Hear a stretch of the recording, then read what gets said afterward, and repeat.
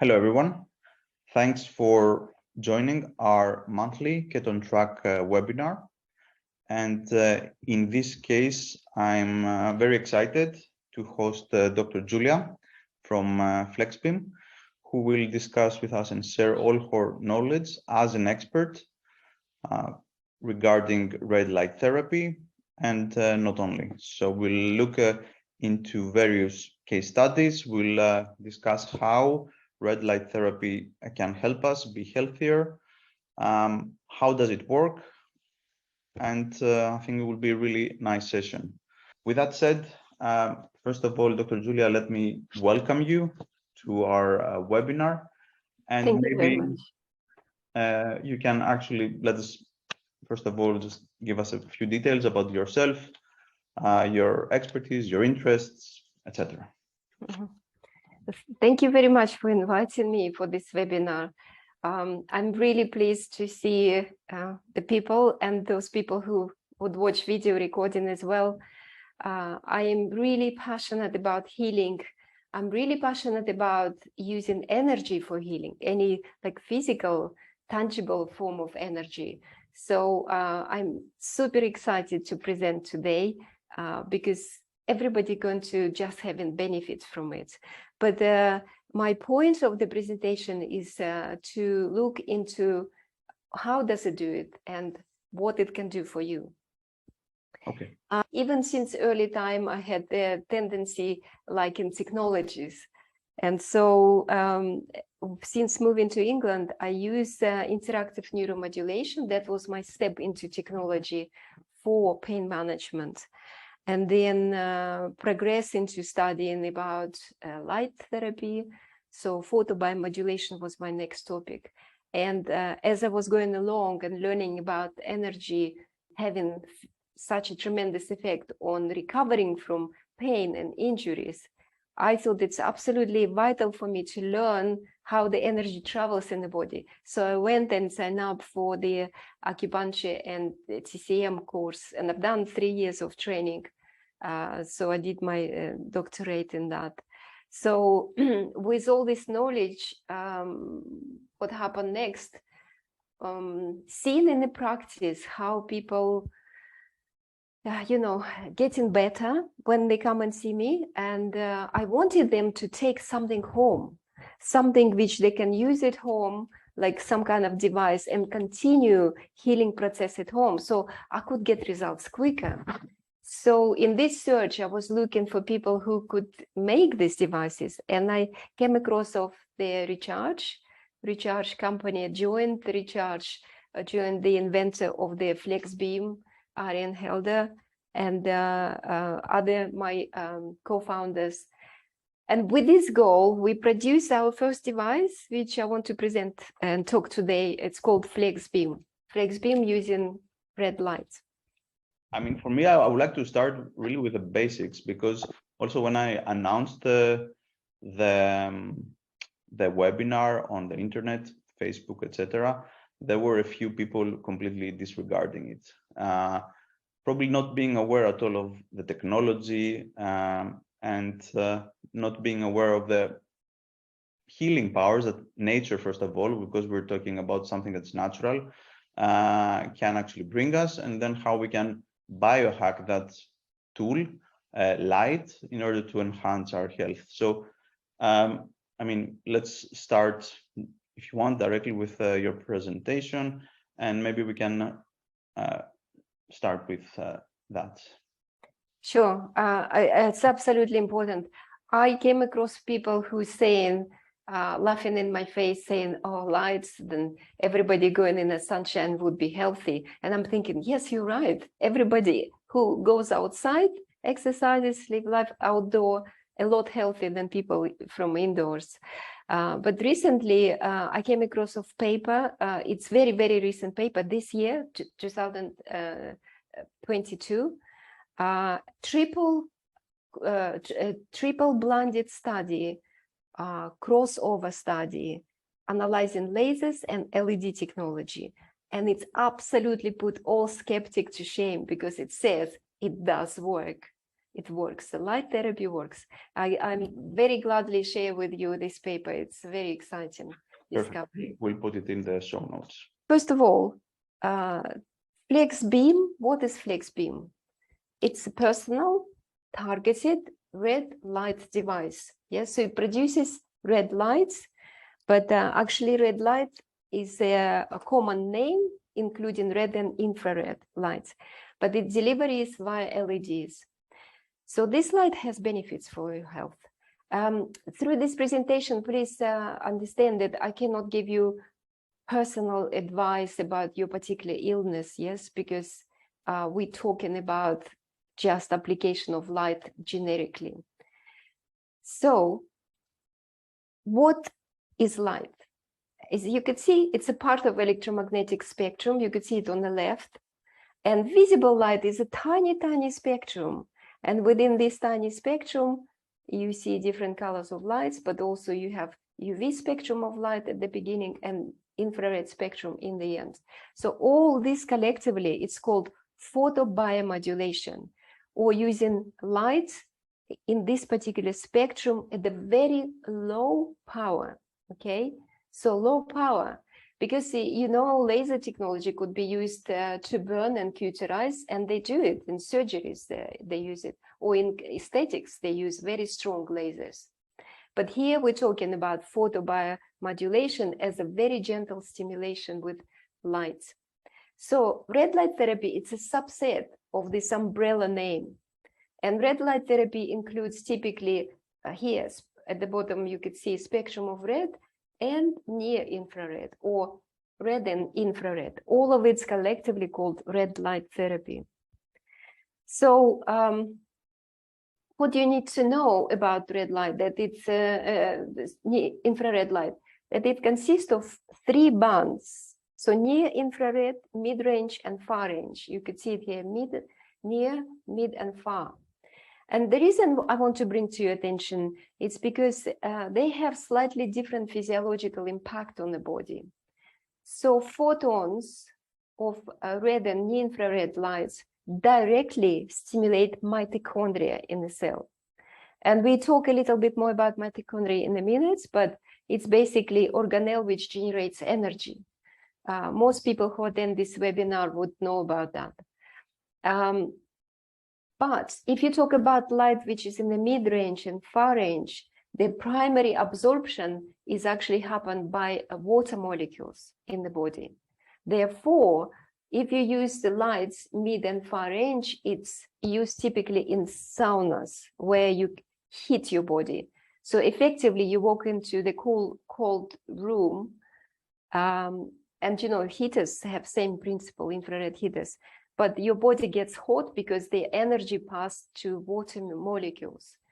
Please understand this distinction. So FlexBeam operates in these red and near-infrared lights and would not treat by heating tissues. It's only going to stimulate your body through mitochondria, directly energy production, okay? So once we pass this behind us, let's look at what studies is saying. By the way, by now we have so much science behind red light therapy, or actually photobiomodulation in total.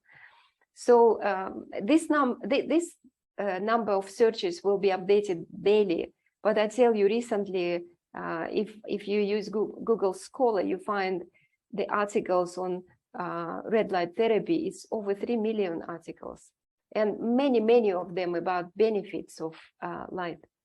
Photobiomodulation, search gives you 160,000. Low-level laser therapy, 57. In PubMed, which is different search, also you have tremendous amounts of papers. So scientists collectively identify the benefits. And this diagram I found on the internet, it's really good because this is a beam of light, how it penetrates all the way down to the bone through the skin. And as it does stimulation with light, the following effects was been observed and written under photobiomodulation. So number one, angiogenesis, or stimulation of the growth and proliferation of the vascular network. Or generally, the blood circulates much better if you shine lights, red lights. Collagen, the second effect, you can see arrow goes up. Collagen production increases and quality increases. Muscles, you can see again, it stimulates the build up a good tone muscle and reduces muscular atrophy. The arrow goes down. Of course, bone healing of the bones.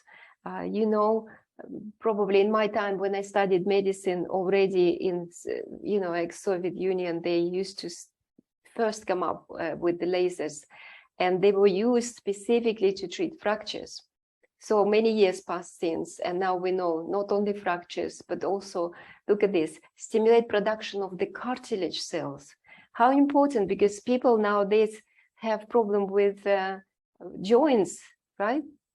Next big is neural regeneration. So neurons actually regenerate under the photobiomodulation. And this is now absolutely promising new direction because you could see that when you use on neurodegenerative conditions, like you put source of light over the head, the infrared, near-infrared light can penetrate the skull as if it's nothing there and stimulate blood flow in the brain, having very powerful preventative effect from degeneration. And lastly, very, very super important function, it's impact on inflammation.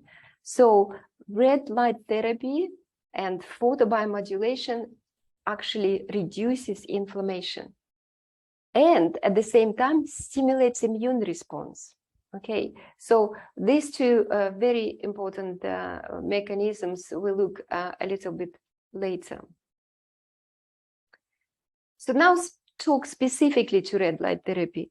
And it took me a while to understand how the best to position for you to all the benefits of red light therapy. It's basically three pillars. Number one, it impacts the energy. Because we directly stimulate mitochondria, we can play with energy. And so many conditions, diseases, or even if you're completely healthy, you would still benefit by optimizing your energy production. Second pillar, it's a faster recovery from physical exercise performance, but also from injuries. This we consistently observe it. And I will talk about this a little bit more in details in the next few slides. Third, I think not many people understand that the red light has impact on circadian rhythm.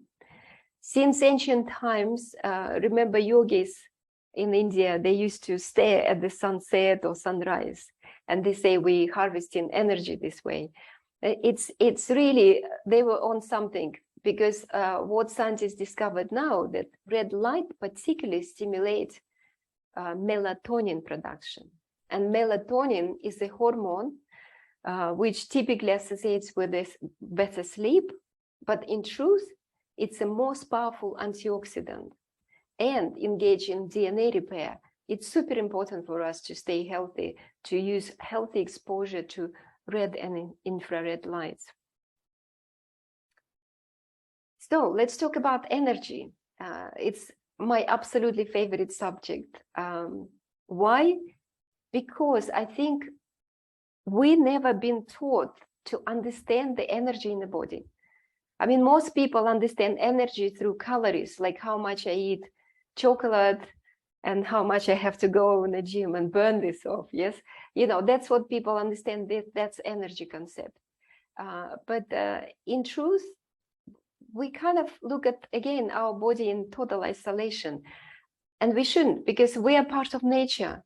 We live and we are born under sunlight. So each of our cells learn how to harvest that energy of the sun and use it to maintain, you know, energy production in the body, in a cell, in a sense. So just think of this. We have 37 trillions of cells in the body, approximately, right?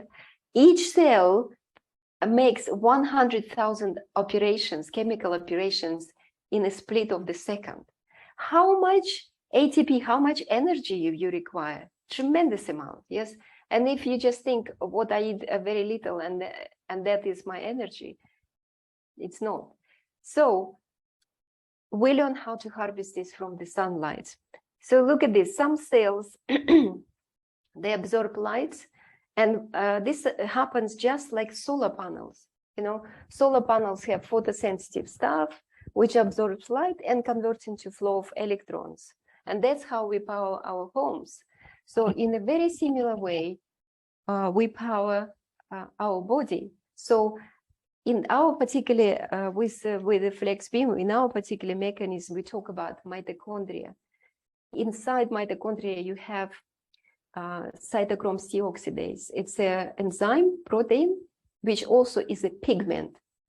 And that pigment absorbs photons of light and also converts into flow of the electron. Okay, so that's how we create electricity in our body to live. But it also, that energy is used to create more ATP, adenosine triphosphate, molecules of energy. But it also charges our membrane, mitochondrial membrane, cellular membrane, and create a potential. Potential is the gradient of ions across the membrane. So listen to this. The latest scientist research showing that people who suffer with neurodegenerative diseases and cancers, they have flood. Potential is very low of the cell. So you can use this parameter as a measure of your health, of your vitality. The higher the potential, the stronger you are, and you can fight any bacteria, any parasites, anything. So energy is important.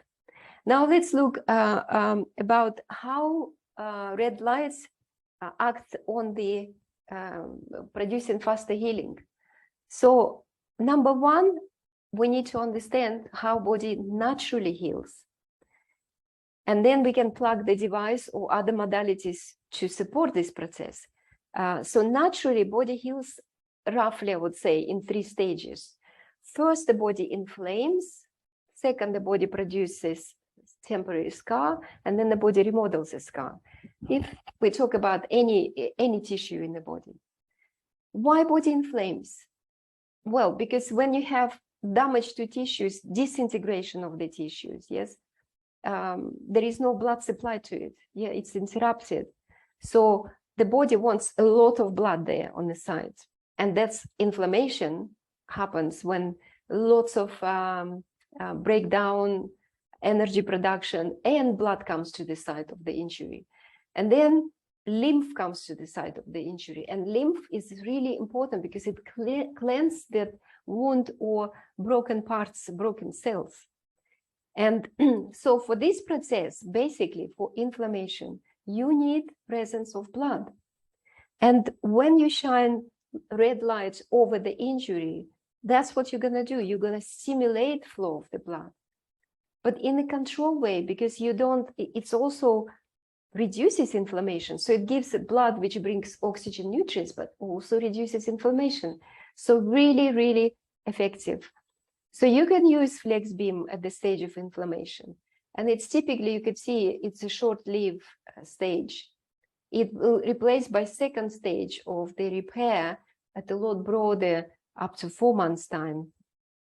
And when at time of the repair, so what body does, it starts, where is disintegration of the tissue, start integrating tissue, creates scaffolding. And so scaffolding made out of what? Collagen, fibrin, proteins, yes? And what does red light? We just look at the slide, the first slide, which says it affects to make much better quality of collagen and more of it, yes?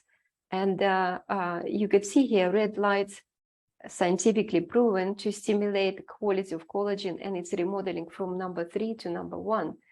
Number 1 collagen, it's a lot pliable, doesn't break so easy. So the scar actually forms much nicer, not tight, not too tight. So you could use red lights therapy device, any device, including FlexBeam, in this stage too. And of course, the last stage, which happens a lot longer, it can take up to 2 years, when the cell of the scar tissue replaced by the cells of the tissue that is damaged. For ligament, ligamentous, for heart cells, for stomach, stomach cells, etc. So what we know about red light therapy also, it stimulates stem cell production. So we can mature these stem cells a lot faster, and we can produce it faster. So you can see, you could use and plug in any of red light therapy device in all these 3 stages.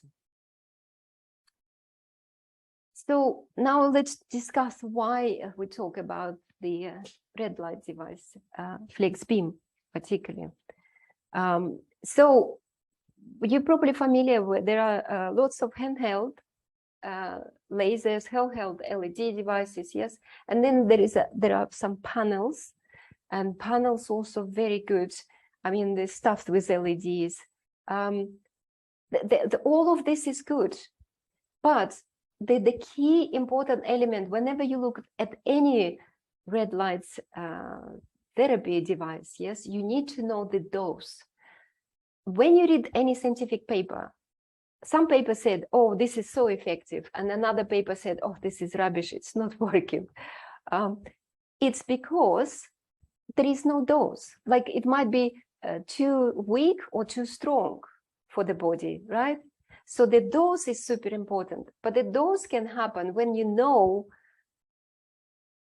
how far the source of light from the skin, yes, what sort of LEDs or diodes how strong they are, and how long is it stimulating.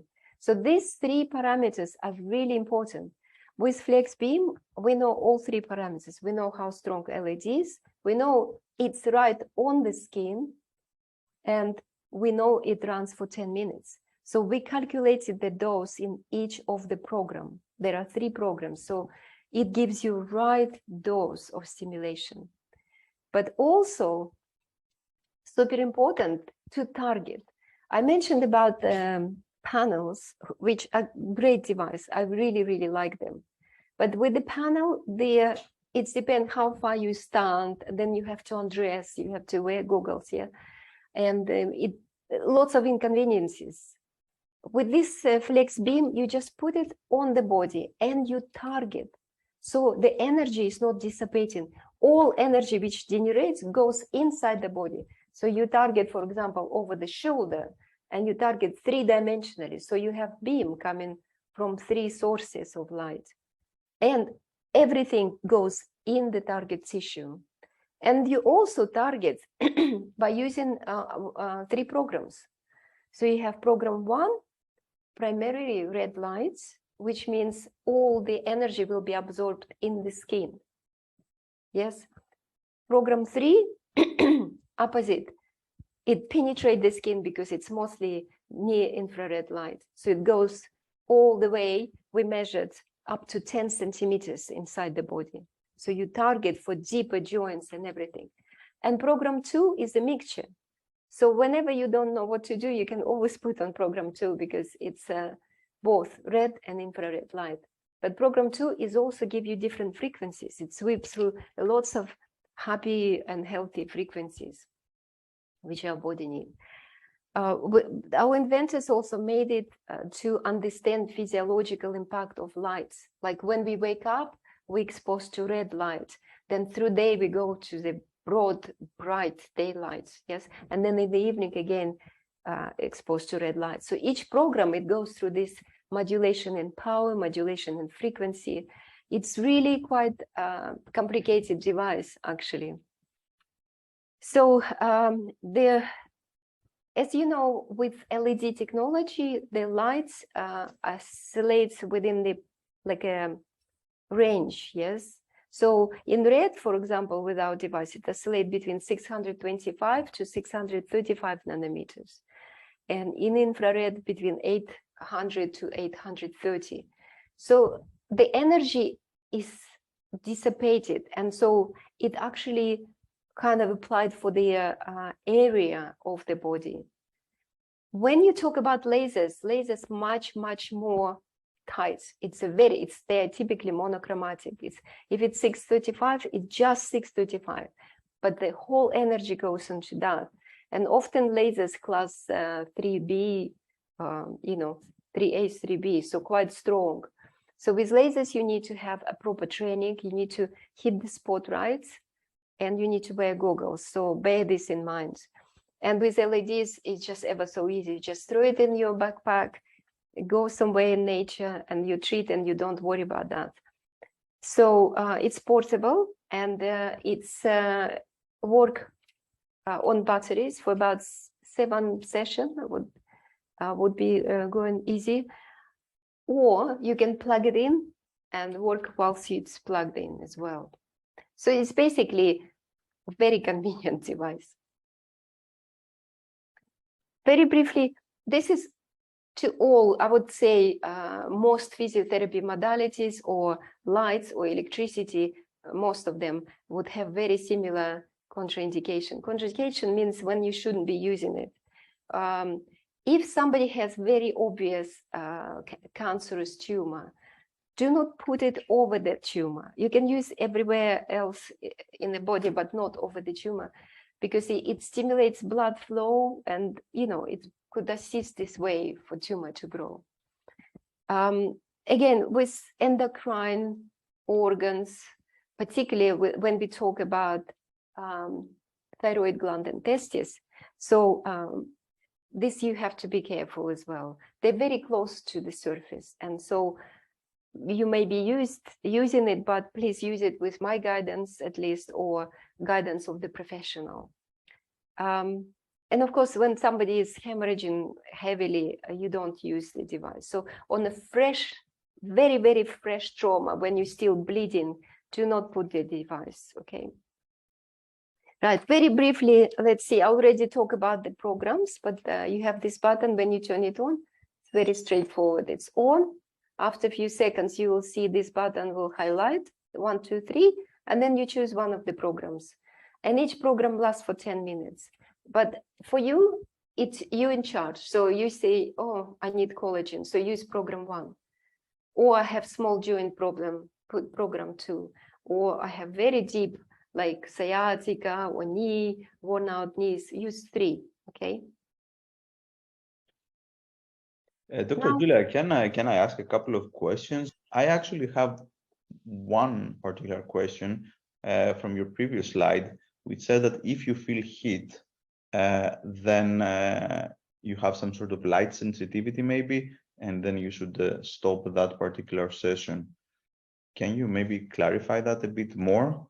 Mm-hmm. So people could be sensitive to light. They remember I told from the beginning, the mechanism of action is through stimulating mitochondria, not by creating heat. Mm-hmm. So the device might feel warm whilst you're using it, but when you take it off the skin, you shouldn't feel heat, okay? On the skin, okay. After the exposure, after the session, if you're still feeling heat going on, that means you're light sensitive. So you can reduce the exposure time, like half time. And if it doesn't help, maybe this device is not for you. Okay. But normally people feel warmth from the device whilst they're using it. But at any stage, if you feel unpleasant heat, then you should stop. Mm-hmm. Okay. And how do you also, I mean, there are many devices, obviously, so some of them are very expensive, but there are also some which are very cheap.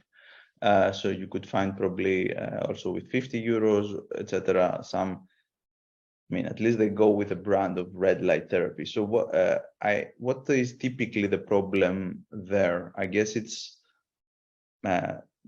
just very underpowered devices or something of that sort, I guess. Yes, of course. Number one issue is safety always, yes. Mm-hmm. So quality of the LED could be pretty bad if it's cheap LED. They are cheap anyway, but we choose only the best. And if quality of the LED is bad, then of course, it's a toxic exposure. Number two, it's the power, like you absolutely rightly said.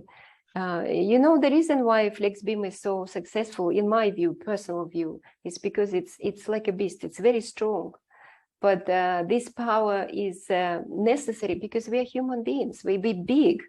And all the study they typically do on small, tiny mice and creatures, which require a lot less power.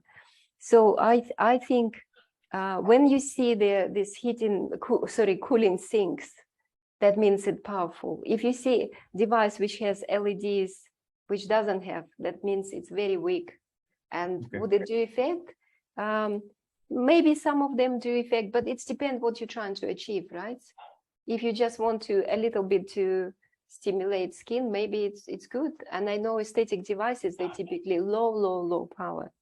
But if you really want to, you know, reduce fatigue after exercise, or you have the knee pain or low back pain, you really need to stimulate blood flow. You really need to relax those stuck muscles. Yes, you need strong power there. Okay, I think that clarifies my questions for now. Okay, so right now I want just to a little bit talk about use of the device with the regime, because it's very important. Number one importance to distinguish, what are you dealing with, something fresh or something which been in your body for a long time, like let's say injury, recovery from injury, chronic, acute. So because if it's very fresh, your body requires a lot of energy to immediately react. So you need maybe 2 times, sometimes even 3 times a day. But you do short sessions, like 10 minutes, 20 minutes, few times a day. But if something is ongoing, very long time it's been with you, so maybe you do it every day or maybe even every other day. Every other day, I would say, for people who are very frail, have so many, you know, some people have like everything wrong. They have a problem with the liver, headaches, problem with heart, whatever. And then they need to space it out, because if you give so much energy to the body at once, what body does with this energy? It immediately puts to use, it starts healing process, yeah? So it starts inflaming and helping inflammation. So the body can produce like big reaction. So just understand this. And also, particularly to photobiomodulation, it's very peculiar things. They call it biphasic dose response, or Anschutz law, which basically, I can explain this way. So you using daily, every day. So you build up effect. Its effect is accumulative, yes? So you build up. And finally, the best effect, the best pain relief, the muscle relax and everything. And what happens if you continue to push energy? Sometimes it can start negating this effect, and gradually you can even don't have effect if you continue to do it every single day.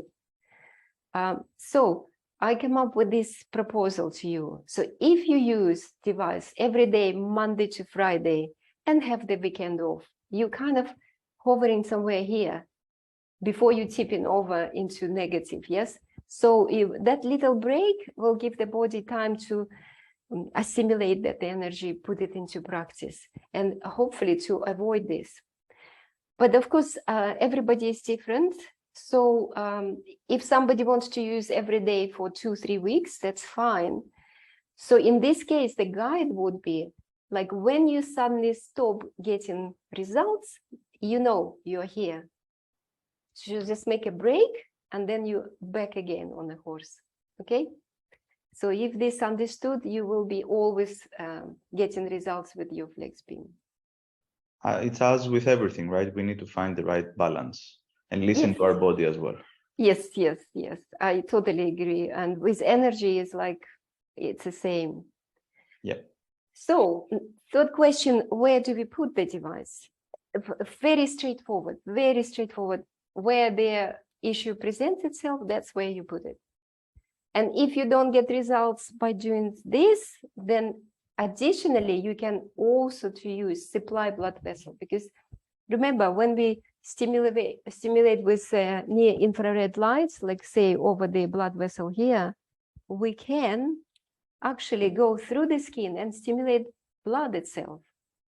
And now latest research saying that we have free floating mitochondria in the blood, floating there. So we can stimulate that as well. And why do we want it? Because blood goes everywhere in the body. So if you didn't target there, you can have systemic effect by doing so. And third principle, use the spine, because often why people don't get results, because they typically go, oh, I have this. Today I had a woman, she writes to me and she said she's got golfer's elbow and she put FlexBeam and she doesn't have a result. Yes. And I told her, nerve is being trapped somewhere from the neck all the way down there. So you need to put on the back of the neck, on the back of the spine, to stimulate and relax those muscles, because if muscles too tight here, they can physically compress on the nerve or blood supply. So think of body is more holistic way, like not separate your limbs from your spine. I like treating spine. I always have good results.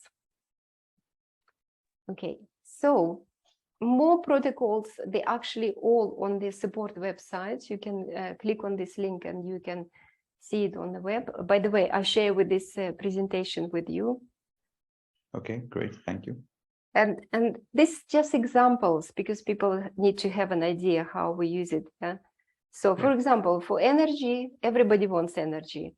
So spine, again, is a very good place to stimulate, because you have all the branches, the nerve, all the branches of the blood vessels. And somebody who have very, very chronic fatigue should also use it over adrenal glands to give support to adrenals.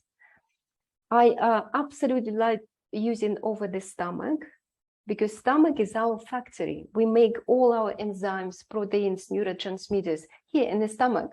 So healthy gut is super important.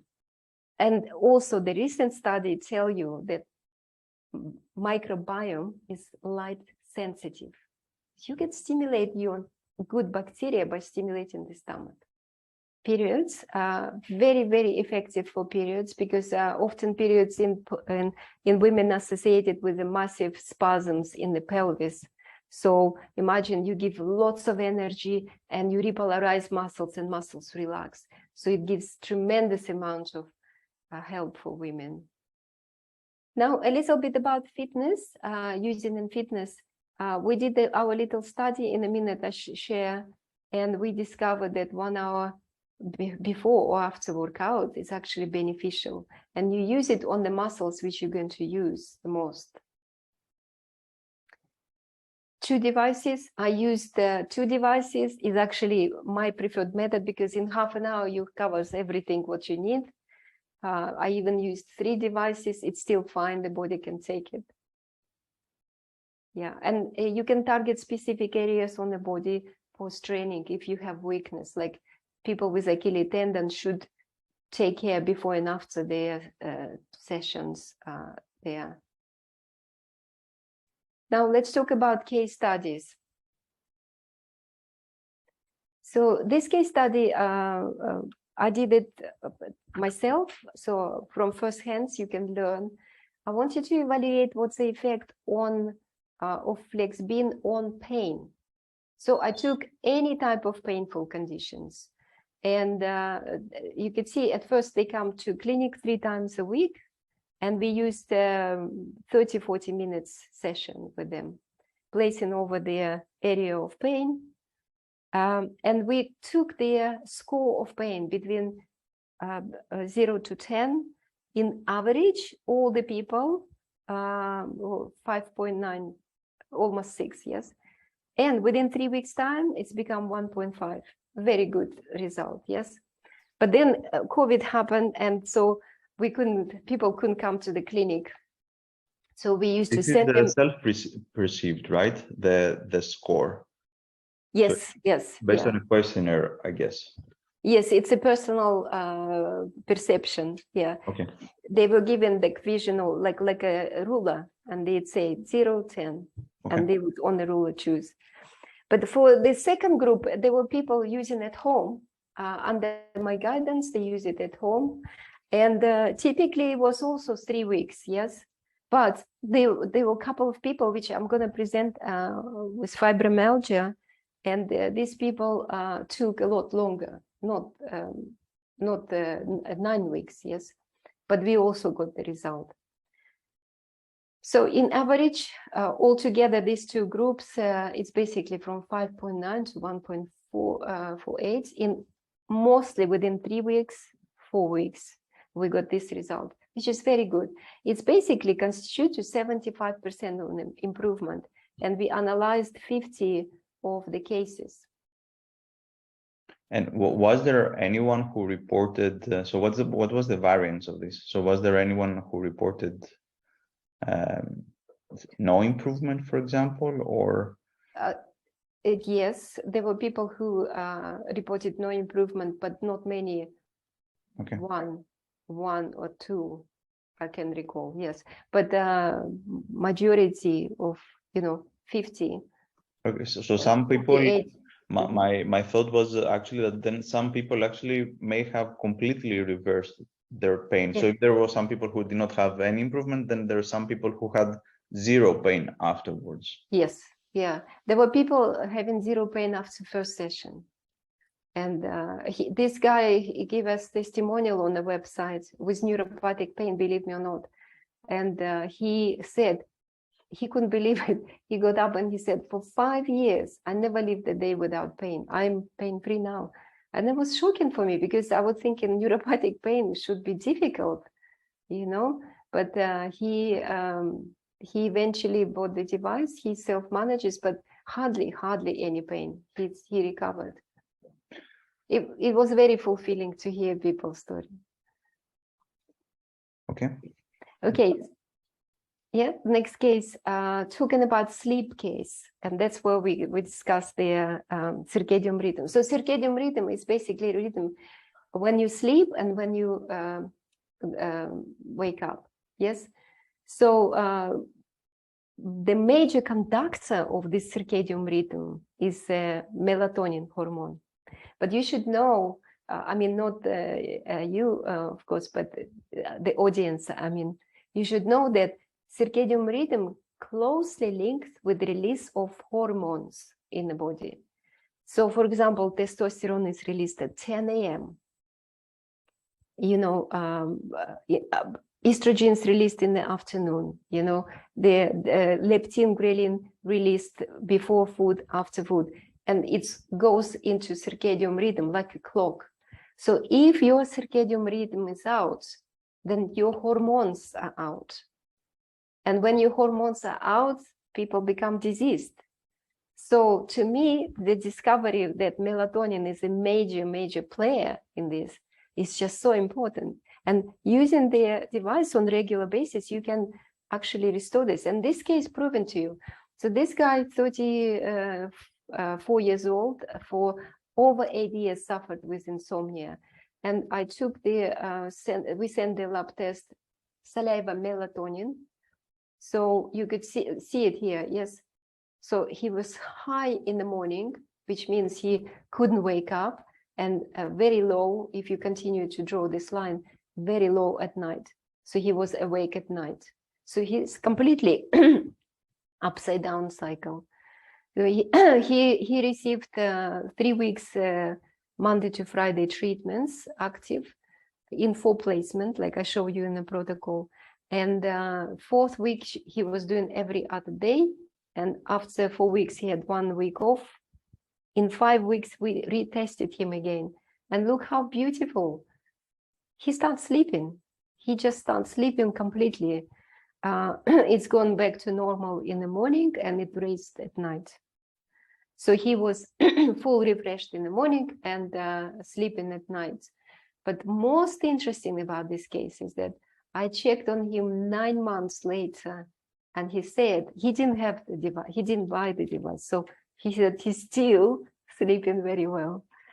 That was really, I was very happy to discover that. And that's very interesting for me because I mean, usually melatonin is produced, I think, primarily in the pineal gland, right? Yes. So What's exactly the protocols? So, because if we place, for example, the device on our spine, I mean, does this have an effect in actually increasing melatonin production, or how does it? How do you assume at the moment? Do you know how it works? Yes, I can only speculate because I don't know at this time. But I read somewhere in one paper that it doesn't have to be shining through the eyes to stimulate the pineal gland or indirectly stimulate it. Could be placed anywhere in the body. Effects on I think the relaxation part is also tied with also, for example, evolutionary, what our ancestors would do, or if we go camping, we have a fire and the fire emits red light, which is stimulating relaxation, as you said. So I think that's also a good way to think about it. Yes, totally. Activating parasympathetic system, it's another way to induce sleep. But if you want specifically melatonin, red lights it's the one for it. I put here a little bit because there were some other cases. People with headache told me the headache's gone. Energy. I had one guy who came with so fatigued, and to be honest, now looking back, I'm thinking he must have had COVID because after respiratory infection he came and he couldn't even speak. That's how fatigued he was. And after 1 hour session, he was much more. He started speaking, and after 3 weeks, he was back to normal energy. Yeah. Effects on asthma, we had a reduction of, because asthma associated with anxiety, and remember with melatonin and you reduces anxiety. That also was very good. This study we did, I did on this fibromyalgia patient. Look, we treated her for long, 3.5 months. But this is pattern of the first months. It's pretty much very similar. After each session, before and after, we measured pain score. It was consistently lower. After just one spike, it was always low, low, low. So she was able to reduce her sensation of pain after each session. And she made even break and so on. But look what interesting, that this all happened when she stopped her medication completely. See, no medication pretty much from 1, 2, 3, 4 session, no medication. And her burning sensation also gone, almost gone, I don't know. Also, her activity, because before she was literally bedridden, and after a few sessions, she started moving more about, start doing something in the house, like washing dishes. And by the end of it, she was shoveling snow. And it was like very physical activity. She is very busy, satisfied and happy. For her, it was pain relief and the quality of life. And finally, testosterone study. Testosterone study is with a man who wanted to increase his libido. We measured this before and after, and we measured the free testosterone, bioavailable, and total. He would go do the test and just email me the lab reports. So here is this is bioavailable testosterone. After 1 month daily use, he increased a little bit, and a little bit of the total testosterone increase. But see, persistent space after like, what is it, August, further months, so within 2 months, that's where you see start building up. And then he used it basically December, he used it for 4 months, yes, and still stays normal. Although lately, after this 2 months, he started using less effectively. So anyway, he was very happy with the result of the study.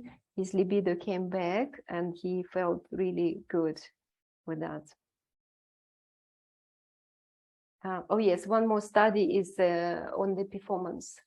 Although it's a very small number of participants, but we used in this study two sham devices, two placebo devices. So one was active and the other two were fake. Yes, so they wouldn't emit light. And we use it on the muscles before they were pulling the bar. And we calculated how many times they doing pull-ups. And you can see consistently, this is an active device, and you can see consistently more repetitions. And here as well, before and after. But in the placebo group, the sham device group, both of them, one placebo, second, not very big difference. Okay, so of course, it says 45% increase, of course, because it's a very small number of people. But even if it was, I don't know, 5% increase, now athletes fighting for split of the second to perform. This could be used for that. This could be used to boost the performance. And even average person who goes to the gym, you know, we want to go to the gym and do our maximum, our best. So this is a good way to prepare people to do that. So right now, I think it's time for questions. Hi. Like I've heard of infrared therapy for the past 20, 30 years, like myself, like near-infrared was used on my back about 20 years ago. So really, what's the difference in this technology now to an infrared lamp, say 20, 30 years ago? Well, it's really depend what the lamps before were treating using heat. Yes. And when you use heat, then you stimulate circulation through heat itself. But when you stimulate with heating tissue, when you have active inflammation, it's actually undesired result. Yes, you don't want to heat up, like say, wound which full of pus. Yes, because it would make it worse. Yes. What we do now, we use near-infrared light. So we, away from heat, we use just directly stimulating mitochondria. We get circulation of the blood, but not heating up and actually reducing inflammation at the same time. So this is from mechanism point of view. Second, remember we talk about when you use the lamp, you don't know how far is it from the skin, but it's important to know the distance. Exactly. And here it's all calculated to you. Just put it on joint, for example, the knee. In 10 minutes, it's going to give you right dose, so you're going to have effect. So with lamp or handheld devices or even panels, it's all a little bit of a guesswork. And maybe sometimes they're ineffective. But generally speaking, they were effective too. Okay, thanks. I think that's a good question, Paul, because for me, I'm not aware. I think that probably all the devices that I have heard of actually which work in this spectrum of near-red, infrared light, actually, or 5 year, maybe even less years technology. So I think that spectrum 20 years ago, it was primarily for skincare products. So it wasn't really targeted for healing. Well, I was working for a pharmaceutical company and I got it in the nurse's office because I had sprained my back bending over for something, and I went down there and they just put me up in a bed on a desk type of thing and put the lamp on my back. And I had a few sessions that day and I was fine. Yes, yes. You'd be surprised, but in Asia, for example, because I went to China when I studied acupuncture, in hospitals, they use infrared lamp now. They use acupuncture needles and they put then infrared lamp to heat it up, to reduce that muscular spasm, for example. It is very effective. So to me, FlexBeam particularly, why would I choose it? It's because it's very easy to use, it's portable, but it's also affordable compared to other, devices. Cool. So for me, also one remark basically is that also I had in a podcast webinar recently also a Dr. Stephen Hussey, who actually also the discussion was about heart health, and he has also a book recently written which is called Understanding the Heart. And in his book, and we discussed it also in the webinar, he describes how red light actually energizes water and keeps the flow of the water within our cells and our blood flowing, which actually helps, in his opinion, and there's some also good studies starting to come up, reduce the risk of cardiovascular issues. So yes, I totally support this research. There are some a new paper from Dr. Hamblin came out. He's like main researcher of LED technology, whether they start experimenting more into infrared light, like further on the spectrum, like 900 nanometers, for example, and more. And what he said, it's exactly that the water body becomes charged more, an effect on the water, but also because it's still near-infrared, you have also mitochondria stimulation. So this also interesting, but you know, it's not static. You know, you can use also green lights, you can use also blue light. They have different physiological properties, but effect on rheology of blood for sure, because you know, understanding of how blood flows in our blood vessels. Whatever we, you know, learned like 40 years ago, I learned physiology. Yes, it's completely changed now. It's different. We understand there is a charge between the cells, which helps to propagate it. We understand about the torque motion of the blood, you know, which adds to another energy spin. And I think using it for charging body, for charging this or of course work by Dr. Pollack. He wrote the book about the water body, how it's become easy water, so it's become polarized. It's all part of this because we are electrical creatures. Everything is polarized in the body. So having infrared lights to act in this way is also good. Great. I also like what you said about the potential energy, because that's something also I believe strongly in. So we're trying to actually trigger our mitochondria to have to be able to utilize as much energy as possible, and that those, let's say, electron reserves, NADHs, are actually as high as possible in order to convert readily when we need energy. I think that's the key here. What we're trying to, that for me, what's the main advantage and what I'm trying to convey is that we want to have energy which we can actually readily use and transform. Whereas, okay, I'm mostly my interest is in nutrition and food, but where we can eat all the energy we can sometimes, but the body just cannot use it. And here with it's a similar mechanism.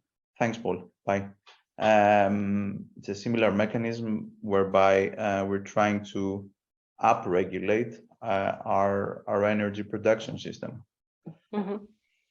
Yes, totally with you on that. I think for me, energy is a primary. Without energy, you can't make any chemical reaction. So this is a fuel which potentiates each cell and water body as well in the body. Dr. Zulia, I would like to thank you for the great presentation. I learned quite a lot, and I'm sure it was interesting for our listeners. So again, I hope we catch up really soon again, and you maybe can give us all the latest research and technologies. Maybe we meet up as well. Yeah, I hope we continue the collaboration on FlexBeam because it's really a great device. So well done, I would say. Thank you very much. Thank you very much. I also learn every time, you know, I train therapists and now doing podcasts. We learn from each other. I learn something new from you too. So I'm very glad to do this podcast and work with you. I will continue to study and do new cases, and I'll of course update you, and we will catch up and maybe organize for listeners to have a little update. Perfect. Thank you very much. Thank you and so have much. a great day. Take care. Yes.